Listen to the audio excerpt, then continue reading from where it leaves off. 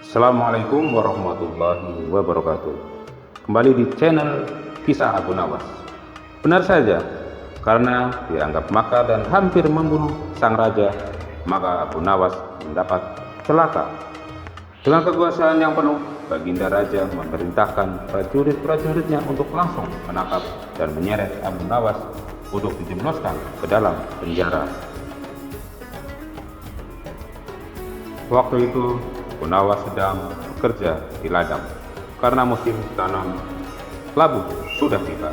Ketika para prajurit kerajaan tiba, dia sedang mencangkul di ladang, dan tanpa alasan yang jelas mereka langsung menyeret Abu Nawas. Sesuai dengan titah dari Baginda Raja, Abu Nawas pun tidak berkutik kali ini. Dia mendekam di dalam penjara. Beberapa hari lagi labu-labu itu harus ditanam, sedangkan istrinya tidak cukup kuat untuk melakukan pencangkulan ladang.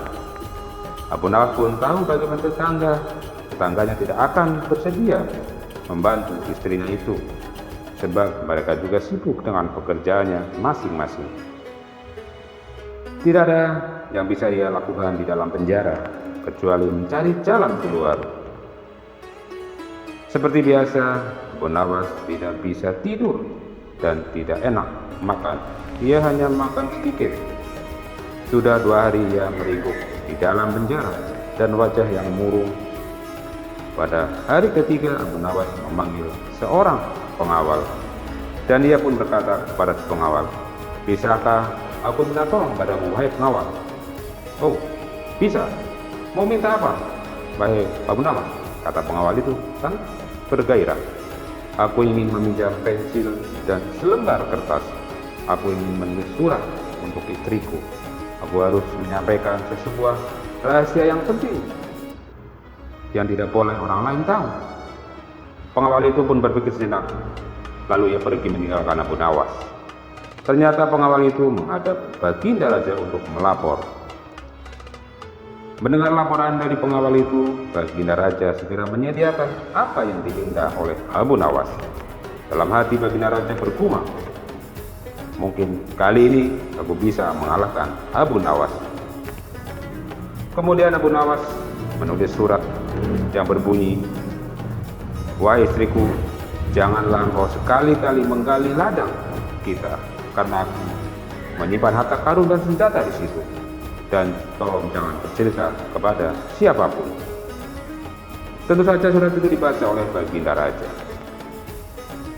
karena beliau ingin tahu apa sebenarnya rahasia Abu Nawas itu. Setelah membaca surat itu, Baginda Raja merasa puas dan langsung memerintahkan beberapa pekerja istana untuk menggali ladang Abu Nawas itu. Dengan peralatan yang ada, mereka berangkat dan langsung mencangkul ladang Abu Nawas. Istri Abu Nawas merasa heran. Mungkinkah suaminya minta tolong kepada mereka? Pertanyaan itu tidak terjawab karena mereka kembali ke istana tanpa pamit kepada istrinya. Mereka hanya menyerahkan surat Abu Nawas kepadanya. Dan 5 hari kemudian Abu Nawas menerima surat dari istrinya. Surat itu berbunyi, "Mungkin suratmu dibaca sebelum diserahkan kepadaku, karena beberapa pekerja istana datang ke sini 2 hari yang lalu. Mereka mencangkul seluruh ladang kita. Lalu apa yang harus aku kerjakan sekarang, wahai suamiku?" Rupanya istri Abu Nawas belum mengerti muslihat surat ini itu, tetapi dengan bijaksana Abu Nawas membalas, "Sekarang kau bisa menanam kentang dan labu di ladang kita tanpa harus mencangkul, wahai istriku." Kali ini Baginda tidak bersedia membaca surat Abu Nawas lagi. Baginda Raja semakin mengakui keluar biasaan Abu Nawas. Bahkan di dalam penjara pun Abu Nawas masih bisa melakukan pencangkulan ladang, walaupun Abu Nawas masih di dalam penjara. Namun begitu, Abu Nawas masih bisa menyelesaikan pekerjaan dengan memakai tangan orang lain. Baginda berpikir sejenak. Kemudian beliau segera memerintahkan sipir penjara untuk membebaskan Abu Nawas. Baginda Raja tak ingin menanggung resiko yang lebih buruk lagi, karena akal Abu Nawas tidak bisa ditebak. Bahkan di dalam penjara pun Abu Nawas masih sanggup mengelabui sang rajanya dan menyusahkan orang. Keputusan yang dibuat Baginda Raja untuk melepaskan Abu Nawas memang sangat tepat.